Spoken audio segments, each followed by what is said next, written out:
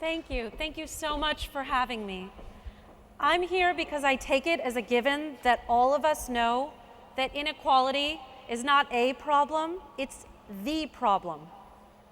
And so I'm here to share with you today my research into how people make sense of this issue. My research is rooted in a central insight from cognition, and that is that whenever we think about a complex, intangible concept like inequality or the economy, we do so automatically and unconsciously by likening it to things we know well. We call these, in my field, mental models or simplifying models, and they are not created equal. Some of them help us see inequality as something fundamentally important that we need to address, and others have us believe it's the product of individual failing, a force of nature. Can't do anything about it. And so, how do we talk about inequality most often? What do we imply it is? To hear us tell it, inequality is a divide in horizontal space. It's a chasm, it's a canyon, it's widening, it's a gap. And while this language is admirable for making tangible and physical something that has no actual shape or weight, it has us focus in entirely on outcomes. It tells us, pay attention over here. Entity A is different than entity B, but it remains silent about why those outcomes came to be. What we know from cognition is that when we don't tell the story of what caused, in this case, inequality, people fill that story in for themselves. And we know the story they're telling.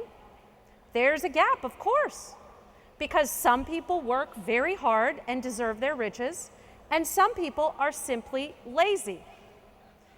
Gap further reinforces the idea that we live in two separate and therefore separable economies, when in fact we know the reason that some people are as rich as they are is because others are as poor. And so what other ways do we have to talk about inequality? Excuse me. And in fact, we see this at work. We see its insidious effects. What you're looking at here is a graph, an international survey that was taken, asking people where they think wealth or poverty comes from.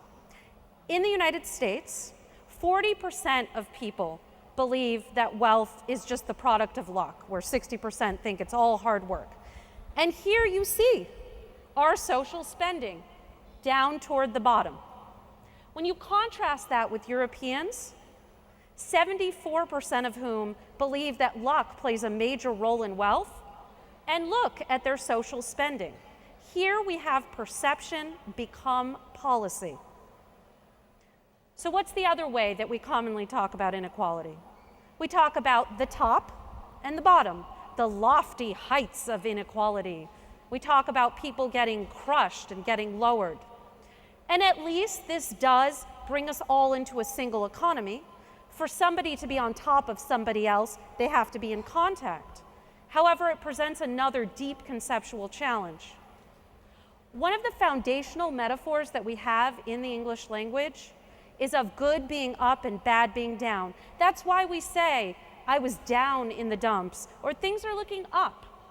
When we use this kind of top-bottom language, we reinforce the idea that the rich are superior.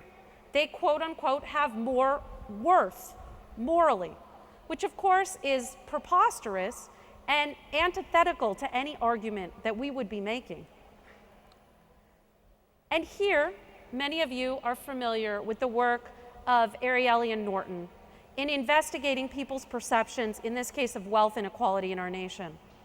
They asked people, what do you think the level of wealth inequality is? And ideally, if you could set it, what would you have it be?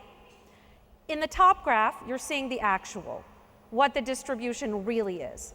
In the middle, the aggregate estimate that people give. You can see they're way off. And then finally, the ideal, what they would have it be.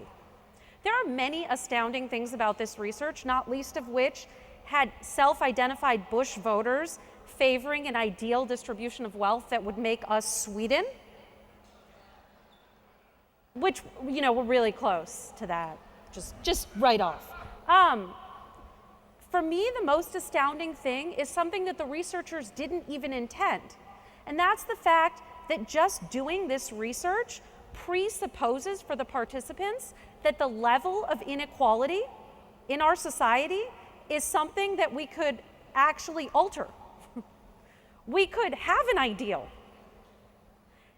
And yet our language says the exact opposite. It does not privilege this notion. And so what would we need to be able to say and convey about inequality? At a minimum, people need to understand that inequality is something man-made. It's not from the heavens. It's not because this person's lazy or that person's smarter. It harms individuals and the whole. It's not just the people that suffer. The entire system is made less good. It's alterable. We can do something about it, but doing something about it requires actual attention. And so if the language of gap and the language of vertical difference don't do that, what would? I found in my research, the research that Barry cited, the language of barrier emerging in the language data. The idea of man-made walls, constructed objects that keep people on one side and keep others off in their gated communities, protected from the likes of the rest of us. This puts the attention on the man-made obstacles to prosperity, which actually exist, as opposed to the individual failings that just happen to put me on one side of the Grand Canyon and you on the other. This speaks to the experiences of individuals within the economy. I found a second model within my research, the notion of internal imbalance, an economy off kilter, not able to move and function as it should because the power imbalance is simply too great. If we use this kind of language to talk about inequality, it might sound like this. It might sound like obstacles and barriers, impediments. And of course, when we remove barriers, what do we have? We have access, as in access to opportunity or access to education, to transportation, as Ra was just indicating to us. We have the ability to participate fully.